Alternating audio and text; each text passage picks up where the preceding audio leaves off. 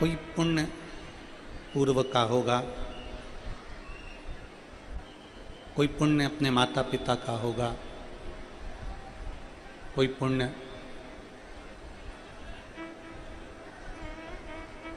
आपका और हमारा सबका होगा, जो ये पवित्र पावन प्रांगण में लाखों की संख्या में बैठकर भगवान शिव की पवित्र कथा का लाभ ले रहे हैं। रामचरितमानस में 2 वाटिकाओं का वर्णन आता है। रामचरितमानस में 2 वाटिकाएं कही गई है। एक वाटिका है पुष्प वाटिका और दूसरी वाटिका है अशोक वाटिका। बहुत सावधानी से कथा सुनिएगा। आज कथा का 6ठा दिवस है।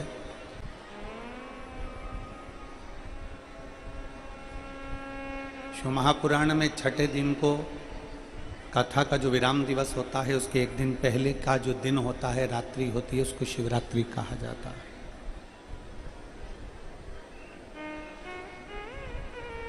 एक पुष्प वाटिका है, एक अशोक वाटिका है। पुष्प वाटिका में भी माता सीता है और अशोक वाटिका में भी माता सीता।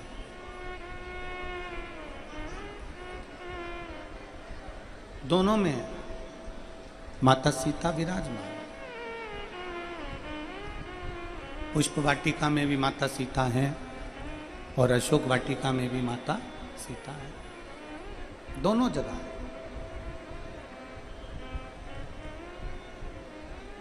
अब जरा ध्यान देना, शिव महापुराण की कथा कहती है पुष्प वाटिका एक संत की है, राजा जनक जी की है। पुष्प वाटिका एक योगी की है।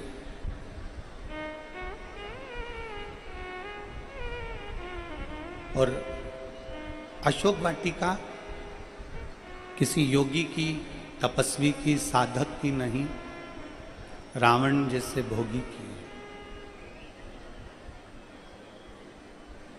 सीता जी पुष्प वाटिका में भी हैं और सीता जी अशोक वाटिका में भी। माता जानकी जी पुष्प वाटिका में भी विराजमान है और माता जानकी अशोक वाटिका में भी विराजमान। इस चरित्र को तुलसीदास जी ने, वाल्मीकि बाबा ने बड़ा सुंदर वर्णन किया। तुलसीदास जी लिखते हैं, वाल्मीकि बाबा लिखते हैं अपने रामचरितमानस में, रामायण में, कि सीता जी योगी की वाटिका में भी विराजमान है और सीता जी भोगी की वाटिका में भी विराजमान। अर्थात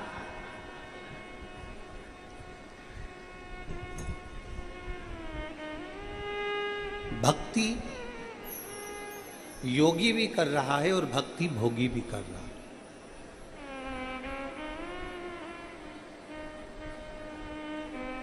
भजन योगी भी कर रहा है और भजन भोगी भी कर रहा है। एक बड़ा सुंदर भाव यहां कहते हैं कि अगर एक जज भी अगर भगवान अपनी कुर्सी पर जाकर बैठता है तो सुबह पहले 2 अगरबत्ती लगाकर बैठता है कि मेरी कुर्सी पर से न्याय श्रेष्ठ हो।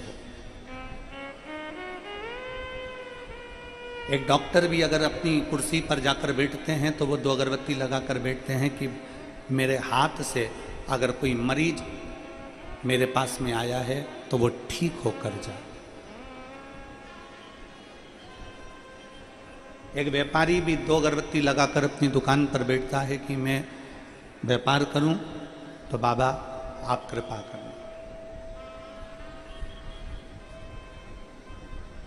छोटे से छोटा व्यक्ति से लेकर बड़ा से बड़ा व्यक्ति भी 2 अगरबत्ती भगवान को लगाता है।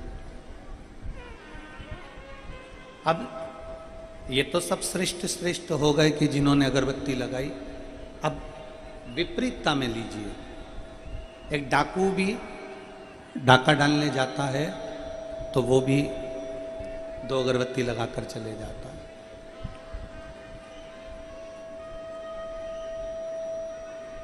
एक चोर भी अगर चोरी करने जा रहा है तो वो 2 अगरबत्ती लगा कर जा रहा है।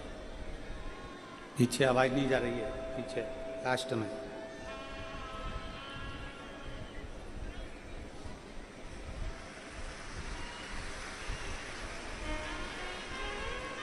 योगी भी भगवान की भक्ति में डूबा हुआ है और भोगी भी भगवान की भक्ति में डूबा हुआ है।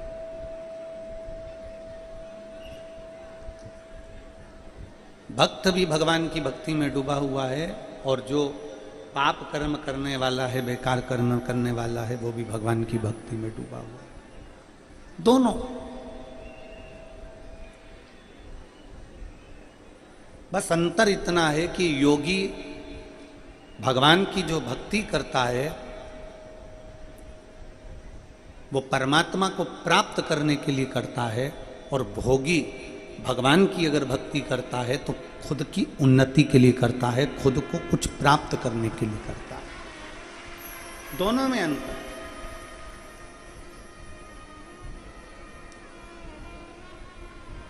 दोनों में अंतर है, और दोनों अंतर शिव महापुराण की कथा कहती है कि भगवान के सम्मुख में जब भी जाना, मेरे बाबा के सम्मुख में जब भी जाना, मेरे शंकर के सामने जब भी जाना, पहला प्रयास करना कि सर्वे भवन्तु सुखी, सब सुखी रहें, सब निरोग रहें। भगवान के पास में जाना तो सबसे पहली प्रार्थना तुम्हारी यह होना चाहिए कि विश्व का कल्याण। ये नहीं कि हमने मुख से चिल्ला दिया कि विश्व का कल्याण, और कल्याण की बारी आए तो सबसे पहले हमारा कल्याण, ऐसा नहीं।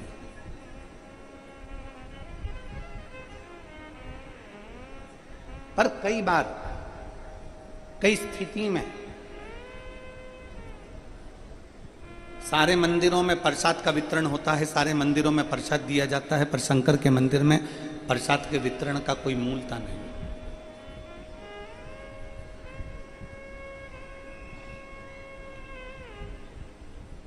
क्योंकि प्रसाद देने वाला अगर खड़ा होगा, प्रसाद बांटने वाला अगर कहीं पर होगा, तो वो ये प्रसाद बांटते समय उसके स्मरण में आ जाएगा कि ये मेरा अपना है तो उसको ज़्यादा दे देगा, कोई पराया है तो उसको कम दे देगा। और सबके यहाँ ऊंचा नीचा चल सकता है। सारे देवताओं के पास में ऊंचा नीचा चल सकता है, पर महादेव के पास में शंकर भगवान को तो दक्ष प्रजापति ने श्राप दिया था, शिव मैं तुझे श्राप देता हूं कि तू शमशान में निवास करेगा। शमशान का मतलब है जहां पर अमीर भी जाएगा तो बांबू पर जाएगा, गरीब भी जाएगा तो बांबू पर जाएगा, अमीर भी जाएगा तो बांस पर जाएगा, गरीब भी जाएगा तो बांस पर जाएगा, अमीर भी जाएगा तो घास पर जाएगा, गरीब भी जाएगा तो घास पर जाएगा, अमीर भी जाएगा तो सफ़ेद कपड़े में जाएगा, गरीब भी जाएगा तो सफ़ेद कपड़े में जाएगा। जहाँ जाकर सबकी शान सम हो जाती है उसका नाम शमशान है, जहां शिव का निवास है। वो शमशान है जहां शिव का निवास है, वो शमशान है जहां भगवान शंकर का निवास है।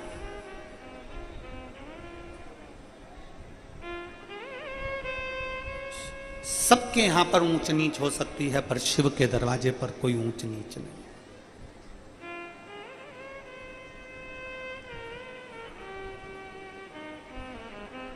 शमशान जो जाता है, मुर्दा अगर अर्थी पर पड़ा हुआ है, मुर्दा अगर घर में पड़ा हुआ है, तो आप में से कितने लोग हैं जो शमशान में मुर्दे के लिए जब कफन का कपड़ा खरीदने के लिए जाते होंगे तो कहते होंगे कि रेमांड का देना, अच्छी कंपनी का देना। कोई बोलता है कि अच्छी कंपनी का कपड़ा देना, अच्छी कंपनी का बांस देना, अच्छी कंपनी का बांबू देना, अच्छी कंपनी का ये देना।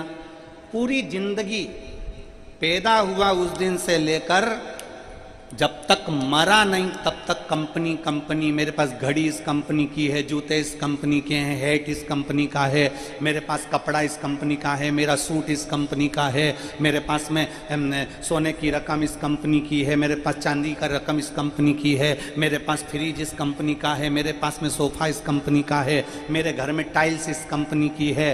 पूरी जिंदगी कंपनी का नाम लेता रहा कि मैं इस कंपनी का पहनता हूँ, इस कंपनी का कपड़ा पहनता हूँ, ये ब्रांड का पहनता हूँ, इस ब्रांड का पहनता हूँ। पर जीते जी ब्रांड चलता रहा, जीते जी कंपनी चलती रही। पर मरने के बाद कोई नहीं देखता कि तुम्हें अंतिम कपड़ा कौन से ब्रांड का पहनाया जाएगा, कौन सी कंपनी का पहनाया जाएगा। उसमें ब्रांड नहीं देखी गई। उस समय तो कपड़ा कैसा भी पहना दिया, कैसा भी उड़ा दिया, चला।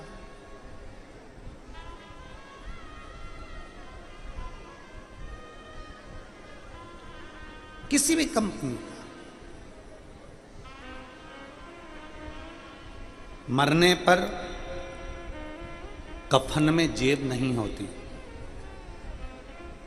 पर जिंदा हो तब तक तुम्हारी शर्ट में, तुम्हारी टी शर्ट में जेब होती है। बोलो होती कि नहीं होती? कहां होती है? लेफ्ट में, राइट में नहीं। दर्जी कितना चतुर है कि टी शर्ट में अगर जेब लगाएगा तो लेफ्ट में लगाएगा, शर्ट में जेब लगाएगा तो लेफ्ट में लगाएगा, सफारी में जेब लगाएगा तो लेफ्ट में लगाएगा, कोट में अगर जेब लगाएगा तो लेफ्ट में लगाएगा।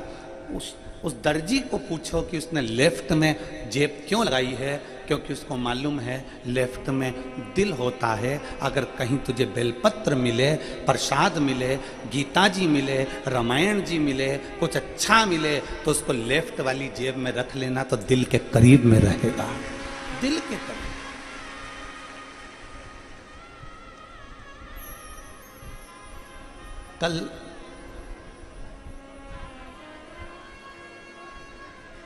कल जब हम नीचे मिल रहे थे, हमारा 2 दिन मिलने का रहता है, 5 बार छठा दिन हम मिले। तो कल हम मिल रहे थे, तो उसमें मिलने में चौथा 5वां दिन जो हमारा मिलने का क्रम रहता है, तो उसमें हमने मिलते हुए एक माँ ने बहुत अच्छा प्रश्न किया, गुरुजी आपकी कथा में सबसे ज्यादा संख्या महिलाओं की होती है,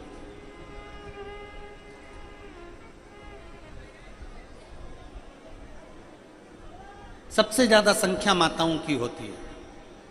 हमने कहा ऐसा तो कुछ भी नहीं है, पुरुष भी हमारी कथा में आते हैं, पर महिलाएं ज्यादा आती हैं।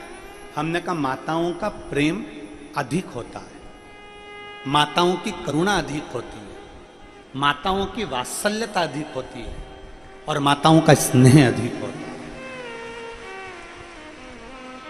तो वो महिला ने कहा कि क्या पुरुष में करुणा कम होती है, क्या पुरुष में वात्सल्यता कम होती है, क्या पुरुष में स्नेह कम होता है?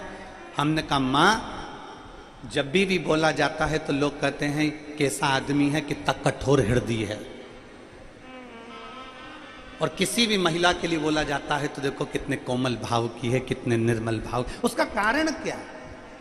क्योंकि ब्रह्मा जी ने जब सृष्टि की रचना करी, शिव महापुराण की कथा कहती है, ब्रह्मा जी ने जब सृष्टि रची तो अपने सीधे अंश से मनु को और उल्टे अंश से शत्रुपा को प्रकट किया। राइट से मनु, लेफ्ट से शत्रुपा। स्त्री की उत्पत्ति ब्रह्मा जी के उल्टे भाग से हुई है। उल्टे भाग से हुई मतलब हृदय कहां होता है, दिल कहां होता है? उल्टे साइड में। तो स्त्री का जो जन्म हुआ वो लेफ्ट से हुआ है, इसलिए पुरुष से ज्यादा स्त्री नरम स्वभाव की, कोमल, प्रेम, स्नेह, वात्सल्यता, करुणता उसमें ज्यादा होता है। अपने पति के प्रति, एक पति में जितना स्नेह स्त्री के प्रति नहीं, उतना स्त्री का, पत्नी का प्रेम पति के प्रति ज्यादा होता है। एक बच्चों का प्रेम माँ के प्रति, बाप के प्रति इतना नहीं, पर माँ का प्रेम बच्चों के प्रति ज्यादा होता है। एक सास ससुर का प्रेम बहू के प्रति कम, बेटे के प्रति ज्यादा होता है, पर बहू जैसे ही सास ससुर बीमार पड़ते हैं तो उसकी आंख में आंसू आ जाता है, क्योंकि उसका प्रेम सास ससुर के प्रति भी ज्यादा होता है। एक स्त्री, एक नारी, एक महिला जिसकी वात्सल्यता, जिसकी करुणता, जिसका प्रेम, जिसकी स्नेहता अधिक होती है,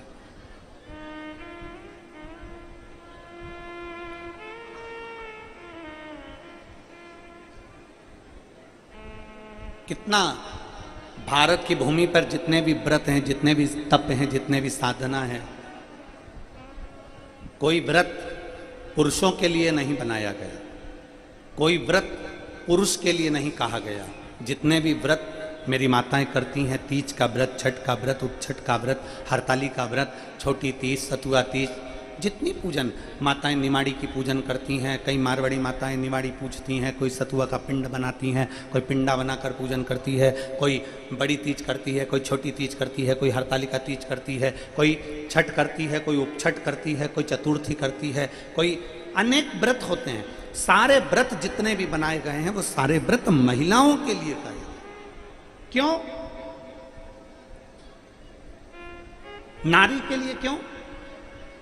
उसका वर्णन केवल इतना है कि नारी, स्त्री अपने लिए कभी व्रत नहीं करती। स्त्री अगर तीज का व्रत कर रही है तो पति के लिए कर रही है कि इनकी उम्र अच्छी हो, करवा चौथ का व्रत कर रही है तो पति की उम्र अच्छी हो, संतान सप्तमी का व्रत कर रही है तो मेरे बच्चे अच्छे रहें, 16 सोमवार कर रही है तो मेरा परिवार अच्छा रहे, संकट सोमवार कर रही है तो मेरा परिवार अच्छा रहे, पशुपति व्रत कर रही है तो मेरा परिवार अच्छा रहे। जितने भी व्रत माताएं करती हैं वो खुद के लिए नहीं करती। भारत की माँ, भारत की स्त्री, भारत की नारी जो भी करती है वो अपने पूरे परिवार के लिए करती है कि सर्वे भवन्तु सुखिनः।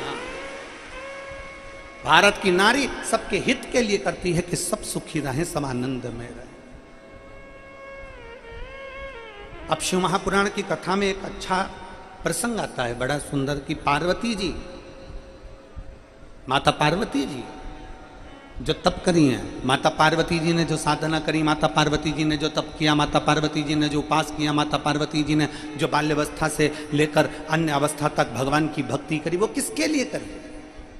तो शिव महापुराण की कथा कहती है, घर में जो बुजुर्ग माँ होती है, घर में जो बूढ़ी माँ होती है, वो देखती है कि मेरी एक बहू को संतान है, दूसरी बहू को संतान नहीं है। वो देखती है मेरा एक बेटा सुखी है, दूसरा बेटा सुखी नहीं है। वो देखती है मेरे एक बेटे में बड़ा ज्ञान है पर दूसरे में ज्ञानता नहीं है। तो घर की जो बुजुर्ग होती है, घर की जो बूढ़ी माँ होती है, वो ये जितना तप करती है, जितनी साधना करती है, जितनी पूजन करती है, जितनी आराधना करती है, घर की बूढ़ी माँ अपने पूरे बच्चों के लिए करती है कि मेरे घर के सभी बच्चे बराबर के रहें, श्रेष्ठतम।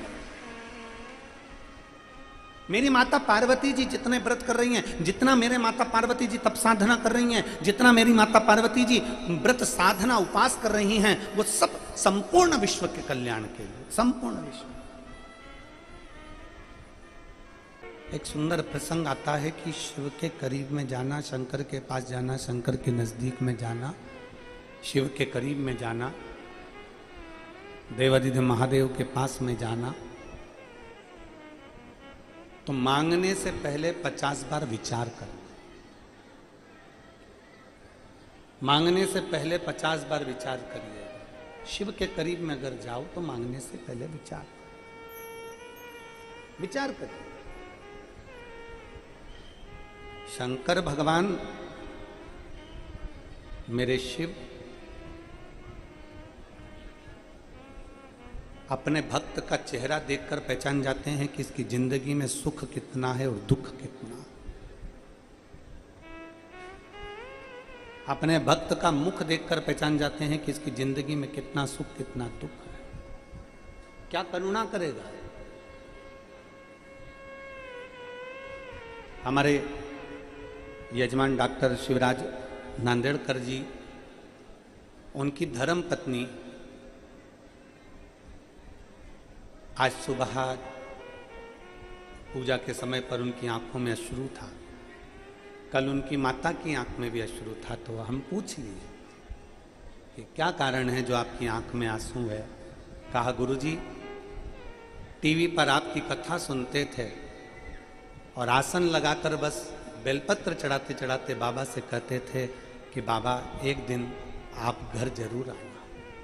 विनय करते थे, निवेदन करते थे।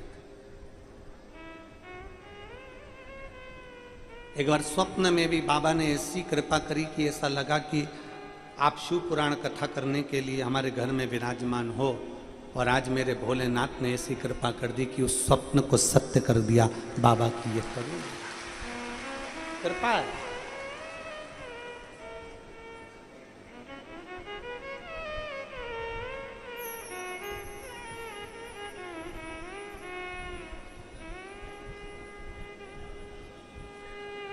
पत्नी और पति दोनों एक मार्ग के मिल जाएं तो समझ लो कि तुम्हारी जिंदगी सार्थक है। प्रभु कृपा है, शिव की कृपा है। पति अलग चले और पत्नी अलग चले, पति का मन पूजन में लगे और पत्नी का मन पूजन में ना लगे, या पत्नी का मन पूजन में लगे और पति का मन ना लगे, तो समझ लो कि कहीं ना कहीं गड़बड़ी हो रही है। हमने पहले भी कथा में कहा, पाँव में जो जूता पहना जाता है वो एक ही नंबर का पहनना चाहिए। जैसे 8 नंबर का इस पाँव में जूता पहन रहे हो तो 8 नंबर का इस पाँव में भी पहनो। अब तुमने 8 नंबर का इसमें पहन लिया और 10 नंबर का इसमें पहन लिया, तो ईमानदारी से बोलो बहुत लंबे नहीं चल पाओगे, पाँव में छाले पड़ जाएंगे, कहीं तुम गिर जाओगे, कहीं बढ़ नहीं पाओगे। एक पाँव में 8 नंबर का है, दूसरे पाँव में 10 नंबर का, एक पाँव में 6 नंबर की चप्पल है, दूसरे में 8 नंबर की चप्पल है, बहुत लंबे चल नहीं सकते। पाँव के दोनों जूते दोनों एक नंबर के होना चाहिए कि 8 का ये है तो 8 का ये हो, 6 का ये है तो 6 का ये हो, 5 का ये है तो 5 का ये हो, 9 का ये है तो 9 का ये हो, 10 का ये है तो 10 का ये हो। दोनों पाँव में जूता चप्पल एक ही नंबर का होगा तो बहुत लंबे चल लोगे, अगर नंबर गड़बड़ हो गया तो चल नहीं पाओगे। उसी तरह परिवार में पति पत्नी का भी नंबर एक ही होना चाहिए कि हमको आगे बढ़ना।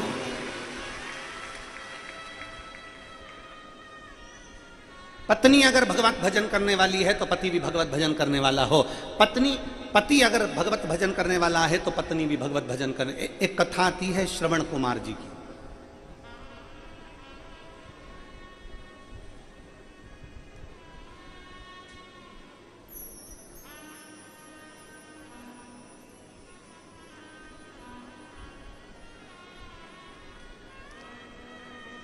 क्या नाम था श्रवण कुमार जी के माता पिता का?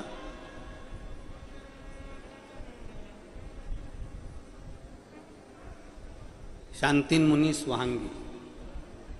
कई जगह पर उनका नाम लिखा हुआ है शांतनु और ज्ञानवती।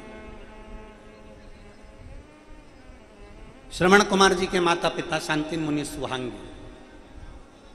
किसी किसी जगह पर उनका नाम लिखा हुआ है शांतनु और ज्ञानवती।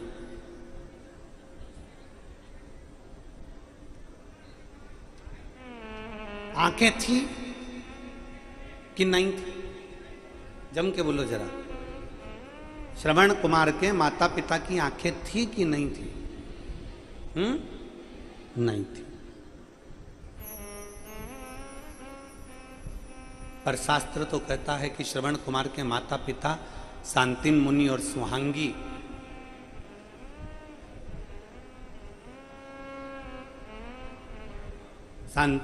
शांतनु और ज्ञानवती, इन दोनों की आंखें थी।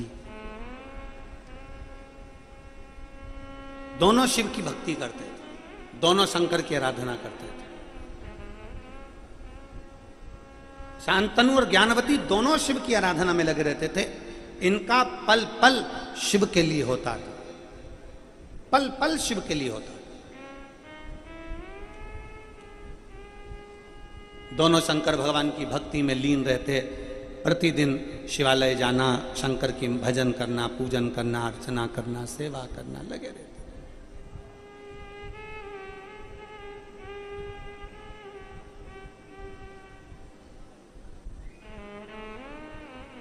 एक दिन ज्ञानवती ने, सुहांगी ने अपने पति से कहा कि हमारी अवस्था ढलती चली जा रही है और हमारे यहां संतान का सुख नहीं है, हमारे यहां औलाद नहीं है। हमारी अवस्था ढलती चली जा रही है और हमारे यहाँ पर औलाद का सुख नहीं है, हमारे यहाँ संतान का सुख नहीं है। हम वृद्ध अवस्था की ओर बढ़ते चले जा रहे हैं, हमारे घर औलाद नहीं है।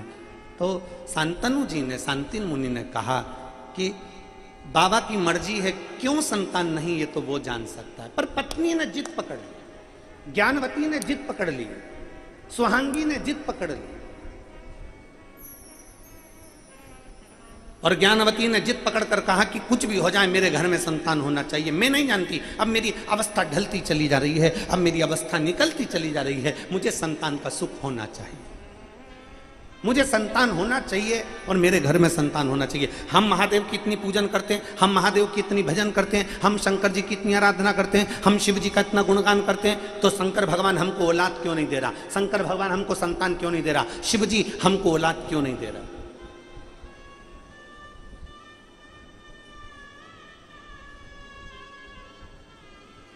आप में से कई माताएं बैठी है, कई मेरी जीजियां, कई मेरे जीजा, कई मेरी बहनें, कई मेरे बेटा, कई मेरी माताएं, कई मेरी बेटियां यहां पर बैठी हुई हैं।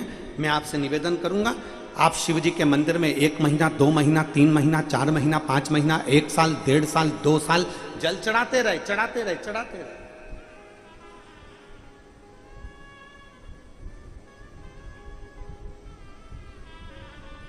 और तुम्हारा काम हो ही नहीं रहा, तुम्हारा काम बहुत लेट हो रहा है। अरे गुरुजी, हमें जल चढ़ाते चढ़ाते इतना समय हो गया, हमें 1.5 साल हो गया, 2 साल हो गया, बाबा हमारी सुन नहीं रहे। हम पशुपति व्रत कर रहे हैं, बाबा हमारी सुन नहीं रहे। हम शंकर जी के मंदिर में झाड़ू लगा रहे हैं, बाबा हमारी सुन नहीं रहे। हम शंकर जी के मंदिर में पोछा लगा रहे हैं, बाबा हमारी सुन नहीं रहे। मेरा निवेदन है, आपका दुख थोड़ा लेट कट रहा है। शंकर भगवान सुनने में थोड़ी लेट हो रहे हैं, पर याद रखना, लेट भले होंगे पर जिंदगी आगे लेटेस्ट जरूर होगी। भले लेट हो जाए, थोड़ा समय लग सकता है, थोड़ा समय खिंच सकता है, थोड़ा समय आगे बढ़ सकता है।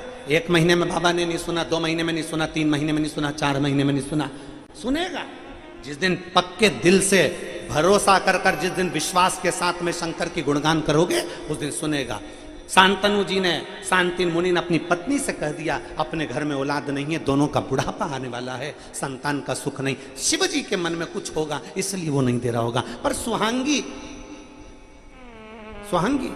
ज्ञानवती ने कहा, नहीं, हम शंकर जी पे जल चढ़ाते हैं, हम शिव जी की आराधना करते हैं, हम शंकर की भक्ति करते हैं, तो हमारे घर में औलाद जरूर होना चाहिए। अब इन्होंने एक नियम बना लिया, श्रावण का महीना आता और 1 साल तक, श्रावण के महीने में पूरे साल, 1 वर्ष तक, श्रावण के महीने में 1 वर्ष तक प्रत्येक वृक्ष की पत्ती लाकर शंकर को समर्पित करते। 1 साल, 1 साल तक पत्ती लाकर शिव जी को समर्पित करते और 1 साल की जो बेलपत्र मिलती, उस बेलपत्र को सुखा लेते, शंकर पर चढ़ी हुई, और उस बेलपत्र को अगले वर्ष खाते और अन्न का भाग ग्रहण नहीं करते, पानी ग्रहण नहीं करते, केवल बेलपत्र को, सूखी बेलपत्र को खाकर अपना सावन का महीना पूरा निकाल देते। अब बड़ी बेचैनी शरीर में होने लगी। अब इनसे ज्यादा बेचैनी मेरे देवाधिदेव महादेव को होने लगी।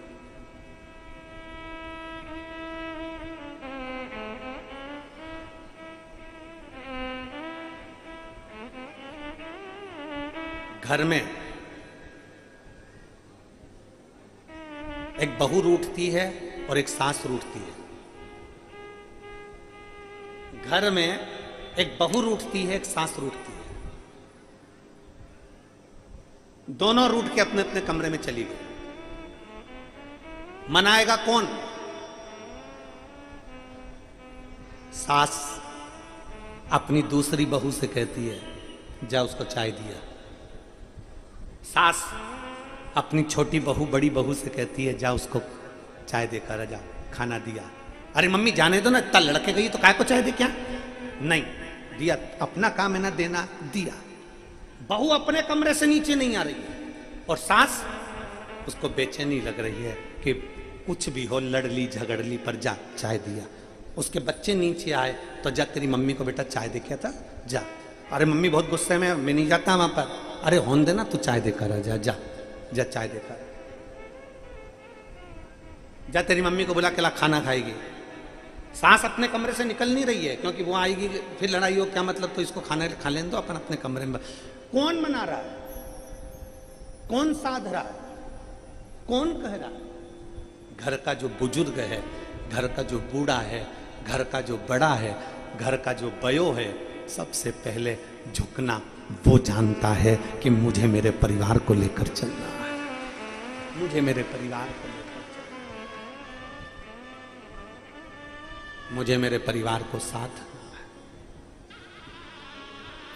मुझे मेरे परिवार को लेकर चलना है। सबसे पहले साधना, सबसे पहले वो घर का बुजुर्ग झुकने का प्रयास करता है। व्रत रखा शांतिन मुनि और सुहांगी ने, शांतनु और ज्ञानवती ने व्रत रखा। ऐसा व्रत, उस व्रत में बेलपत्र जो सूख जाती है साल भर की, उसको इकट्ठा कर कर चूर्ण बनाकर पत्ती को पा रहे हैं, पर कुछ खा नहीं रहे, कुछ नहीं खा, केवल पत्ती को पा रहे, केवल, और कुछ। बेचैनी मेरे शंकर भगवान को हो गई, बेचैनी मेरे शिव जी को हो गई। शंकर भगवान को जब बेचैनी हुई तो भोलेनाथ जी ने पार्वती से कहा, पार्वती देखो ये शांतिन मुनि और सुहांगी कितना तप कर रहे हैं, कितनी साधना कर रहे हैं, कितनी तप साधना में डूबे हैं।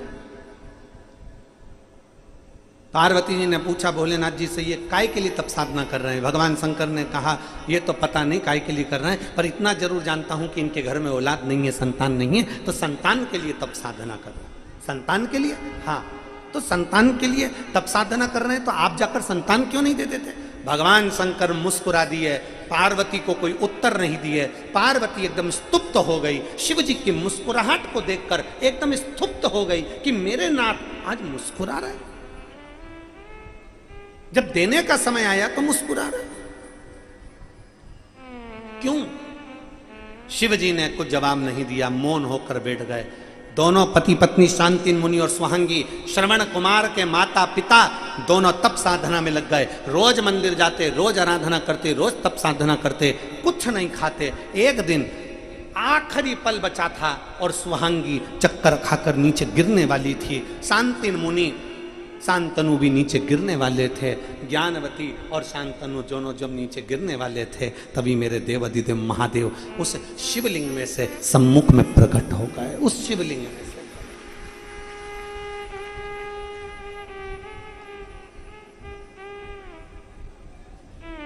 शिवलिंग में से प्रकट हुए। बाबा भोलेनाथ जी ने मांगा, बोला मांगो तुमको क्या चाहिए। शांतिन मुनि और सुहांगी देख रहे थे, शांतनु और ज्ञानवती देख रहे थे, सम्मुख में देवाधिदेव महादेव खड़े थे, बड़े प्रसन्न चित्त थे। दोनों ने एक साथ कहा कि हमको संतान चाहिए, हमारे घर में पुत्र नहीं है, हमारे को पुत्र चाहिए, हमको पुत्र दे दो, हमको पुत्र दे दो। भगवान शंकर मुस्कुरा कर बोले, शांतनु जी, ज्ञानवती, शांतिन मुनि, सुहांगी, तुम्हारे घर में संतान का सुख नहीं है, मैं तुमको औलाद नहीं दे सकता, मैं तुम्हें पुत्र नहीं दे सकता।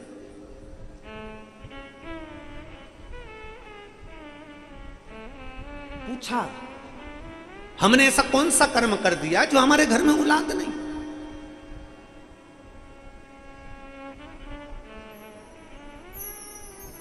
हमारे घर में औलाद का सुख नहीं, हमने कर्म कौन सा कर दिया? ऐसा क्या कर दिया हमने जो हमारे घर में औलाद का सुख नहीं है? नेक कर्म करो, बन सके इस शरीर से तो कुछ अच्छा करने का प्रयास करो, बन सके इस शरीर से तो कुछ अच्छा करो। मांगो तुम्हें क्या चाहिए, हमें पुत्र दे दो। पुत्र तुम्हारी किस्मत में नहीं है, पुत्र तुम्हारे भाग्य में नहीं है, तुम्हें औलाद नहीं हो सकती।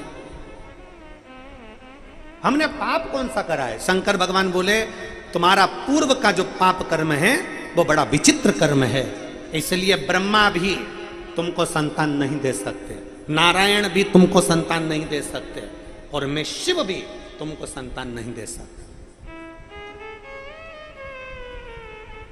शंकर भगवान ने समझाया, खूब समझाया, पर शांतनु और ज्ञानवती माने नहीं। हमने आपकी तप साधना करी है। दुनिया के लेख को पलटने वाला आज कह रहा है कि मैं तुम्हें संतान नहीं देख सकता। विधाता भाग्य लिखता है, विधाता ने भाग्य में दुख लिख दिया है, पर विधाता के लिखे लेख को अगर कोई मिटा सकता है तो वो देव अधिदेव महादेव मिटा सकता है। विधाता के लेख को अगर कोई मिटा सकता है तो देव अधिदेव महादेव मिटा सकता है।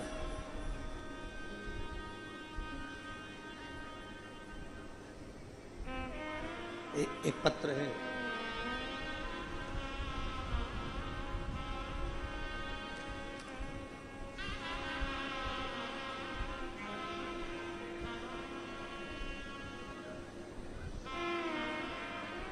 मेरा नाम संदीप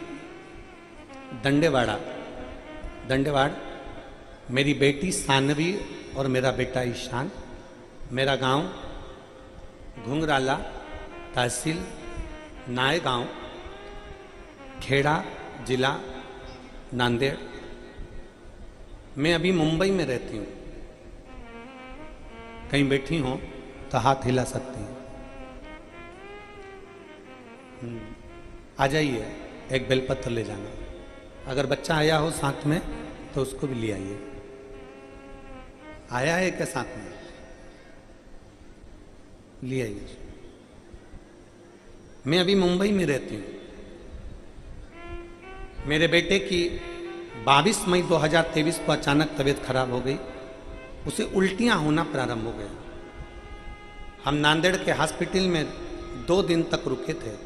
बहुत तेज बुखार के कारण उसका शुगर लेवल, ऑक्सीजन लेवल कम हो गया, एसिड लेवल ज़्यादा हो गया। उसकी वजह से वो कोमा में चले गया। मेरा बेटा जब कोमा में चले गया तो डॉक्टर ने बोला कि बच्चे की बचने की उम्मीद सिर्फ 10%। फिर हम उसे एम्बुलेंस के द्वारा हैदराबाद के किम्स हॉस्पिटल में लेकर गए। फिर मैंने ननंद से कहा कि बेटे की हालत केवल 10% है। हैदराबाद के हॉस्पिटल वाले भी बोल रहे हैं कि इसकी उम्मीद नहीं है कि बच्चा बचेगा। क्या करें? मेरी ननंद आपकी शिव महापुराण की कथा सुनती थी। उसने कह दिया कि 1 लोटा जल चढ़ाओ। तो सियोर वाला महाराज कहता है कि शंकर पर चढ़ा हुआ जल कल ना कल बदलेगा जरूर। मेरी ननंद के कहने पर हॉस्पिटल में डॉक्टर अपना काम कर रहे थे और मैं शिव जी पे चढ़ा हुआ जल, भगवान शंकर का चढ़ा हुआ जल शिव जी को चढ़ाने लगी। देखते देखते देखते देखते उसका शरीर और ज्यादा बेकार हो गया। वेंटिलेटर पर पड़े हुए ही उसको डायलिसिस देना प्रारंभ कर दिया। अब वेंटिलेटर पर पड़े हुए ही उसको डायलिसिस जब दिया गया, 2 महीने तक मेरा बेटा वेंटिलेटर से नहीं उठा। अब डॉक्टर ने कह दिया कि अब और चांस, पहले तो 10% था, 5% इस बच्चे का चांस है बचने का, इसके सिवाय कोई चांस नहीं। अब तो कहीं उस प्रभु की लीला काम आ जाए। मेरी सहेली ने मुझे ये नहीं बताया कि वो शिव जी पे चढ़ा हुआ जल उसके शरीर पर लगा देना।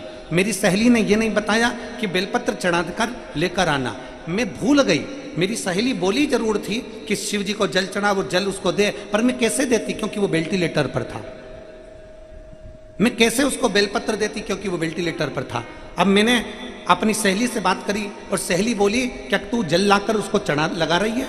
क्या बेलपत्री लाकर उसके पलंग के पास रख रही है? मैंने मना कर दिया। तब मेरी सहेली बोली कि तू एक काम कर, शंकर पर चढ़ा हुआ जल लेकर उसको दे। तो मैंने कहा कि वो वेंटिलेटर पर जल कैसे दूं? डॉक्टर मना कर रहे हैं, उसके पास जाने नहीं देते। तो कपड़ा गीला कर कर ले जा, उसके शरीर पर थोड़ा सा टच कर देना, बेलपत्री ले जा, छुपा कर धीरे से उसके तकिए के नीचे या गद्दे के नीचे रख देना। मैंने 3 दिन तक लगातार शंकर पर चढ़ा हुआ जल अपने साड़ी के रुपट्टे से उसको गीला कर लिया और सीधे हॉस्पिटल चली गई। मैंने डॉक्टर से विनय करी कि मुझे मेरे बेटे से मिलने दो। बेटे के शरीर पर मैंने वो गीला अपना रुपट्टा थोड़ा सा टच कर दिया और बेलपत्र लाकर नीचे रखी। कुछ देर बाद मेरे बेटे के शरीर में हलचल होना प्रारंभ हो गई और जैसे ही हलचल होना प्रारंभ हो गई धीरे धीरे धीरे धीरे करते करते ऐसा समय निकलता निकलता 2-3 महीने हो गए और मेरा बेटा अब धीरे धीरे अपने शरीर में उसके प्रभाव आना प्रारंभ हुआ। गुरुदेव, मेरा पूरा परिवार श्री शिवाय नमस्तुभ्यम का जाप करता, बाबा को नमन करता, और डॉक्टर भी आश्चर्य कर रहे हैं कि ये कैसे हो सकता है कि जिसके बचने के 5% चांस हो, जिसको वेंटिलेटर पर डायलिसिस चल रहा हो, वो कैसे बच सकता है। पर बाबा की कृपा से आज मेरा बेटा ठीक हो गया और बाबा की ऐसी कृपा हुई। डॉक्टर ने एक नली लगाई थी जो डॉक्टर ने कहा था कि 6 महीने तक रहेगी, पर बाबा के जल से 5 दिन में वो नली भी निकाल दी गई और मेरा बेटा ठीक हुआ। मैं उसको पंडाल में लेकर आई हूँ। शिव तत्व है। बेटे का फोटो भी लगाया गया है। शिव तत्व है। एक विश्वास जब हमारे भीतर आ जाता है, एक भरोसा। और देखो इसमें एक बात सबसे बड़ी है, डॉक्टर भी लगे हैं साथ में। और हमने पहले भी कथा में कहा कि डॉक्टर शंकर का एक रूप है। डॉक्टर बोले कि आप जांच कराओ, पहले जांच कराओ। डॉक्टर बोले ये कराओ, पहले वो कराओ। और जो भी कुछ कराओ, डॉक्टर के कहने से सब कुछ करो। पर डॉक्टर के कहने से सब कुछ करते करते जो भी कराओ, उसमें शंकर का नाम लेते जाओ, तो डॉक्टर और शिव दोनों उसको पार कर सकते। हम पहले भी कथा में कह चुके हैं कि डॉक्टर शंकर का एक रूप होता है। शिव भी औषधि देते हैं और डॉक्टर भी औषधि देते हैं। डॉक्टर भी त्रंबक है और शिव भी त्रंबक है। डॉक्टर अगर कोई औषधि देता है तो हमारी शिव पुराण कहती है कि वो शंकर का एक रूप माना जाता है कि मेरा ओघड़दानी, मेरा शिव, मेरा त्रिकालदर्शी, मेरा कैलाशी, मेरा अविनाशी, मेरा शंकर आज डॉक्टर के रूप में बैठकर औषधि प्रदान कर रहा है। शिव का एक रूप डॉक्टर होता है। वो कह रहा है जांच करा लो, जांच करा। वो कहे दवाई खाओ, दवाई खाओ। उस दवाई में तुम्हारा विश्वास होना चाहिए। डॉक्टर जो दवा दे रहा है उसमें तुम्हारा भरोसा होना चाहिए। और शिव पुराण तो भरोसे की तो है ही। शिव पुराण में है क्या? विश्वास। रामचरितमानस में तुलसीदास जी ने लिख दिया शंकर विश्वास रूपिणो। आवाज गूंज रही है। शंकर विश्वास रूपिणो। रामचरितमानस में भी शिव के लिए कहा गया कि शिव विश्वास है, शंकर भरोसा है। तो शंभू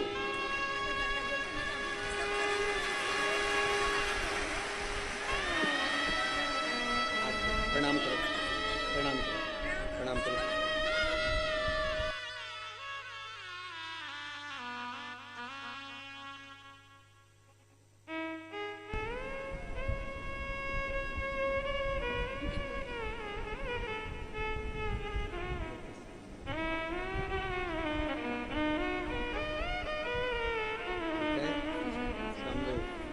हर हर महादेव। शिव तत्व है, औघड़ी है शिव। एक विश्वास हमारे भीतर हो, एक भरोसा हमारे भीतर हो, एक दृढ़ता हमारे भीतर हो, तो शिव क्यों ना हो। जिस डॉक्टर की हम दवाई खा रहे हैं उस डॉक्टर के प्रति आपका विश्वास पूर्ण होना चाहिए कि मैं जाऊंगी डॉक्टर के पास और मेरा तबीयत ठीक हो जाएगी। मैं डॉक्टर के पास जाऊंगी और तबीयत ठीक हो जाऊंगी। उसी तरह तुम्हारा विश्वास होना चाहिए कि मैं शंकर के मंदिर 1 लोटा जल चढ़ाऊंगी और शिव मेरा दुख समाप्त जरूर करेगा। ये मेरा विश्वास कहता है, ये मेरा भरोसा कहता है।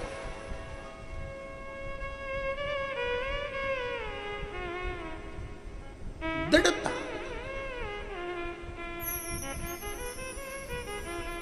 शिव के प्रति एक भरोसा। शांतनु और ज्ञानवती,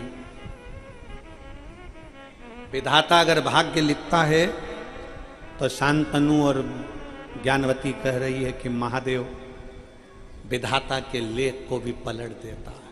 अब इस माँ से पूछो जिस माँ ने लिखा कि डॉक्टर ने 5% कह दिया था कि अब नहीं बचना है, इसको मुश्किल, दवाई असर नहीं कर रही।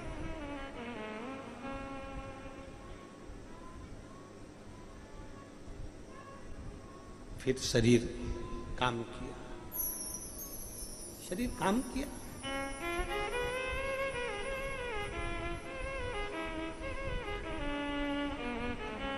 भीतर शिव के प्रति भरोसा को जागृत करिए। हमने पहले भी कथा में कहा, तुम्हारी मेहनत में कमी मत आने, तुम्हारे परिश्रम में कमी मत आने। किसी कंपटीशन एग्जाम में बैठ रहे हो, डॉक्टरी की तैयारी कर रहे हो, इंजीनियर की तैयारी कर रहे हो, सीए की तैयारी कर रहे हो, चाहे जज की तैयारी कर रहे हो, चाहे जिस पढ़ाई को तुम कर रहे हो और जिस एग्जाम को तुम दे रहे हो, उसको 4 गुना अपनी मेहनत को बढ़ाओ, 4 गुना उस मेहनत, उस लगन को बढ़ाओ कि मुझे ये पार करना। मेरे राम जी महाराज ने लंका पर चढ़ाई करने के लिए सब कुछ किया, समुद्र की आराधना करी, उपासना करी, विनती करी, विनय करा, ये करा, वो करा, सब कुछ करा। आखिरी में देख लिया कि ये समुद्र ऐसे पार होने वाला नहीं है, तब उन्होंने शंकर भगवान के शिवलिंग की आराधना करी, रामेश्वर धाम की स्थापना करी और फिर विचार कर लिया कि अब सेतु बांध जाए, और सेतु बांध कर पार हो गए। महाराज, थोड़ा परिश्रम तुम्हारा हो, थोड़ा परिश्रम, कुछ मेहनत हाथ की, बाकी कृपा भोले नाथ की। आपकी मेहनत और शिव की कृपा, ये दोनों सुख प्रदान करते हैं, आनंद प्रदान करते हैं, सुखता देते हैं, आनंदता देते हैं। Share and subscribe.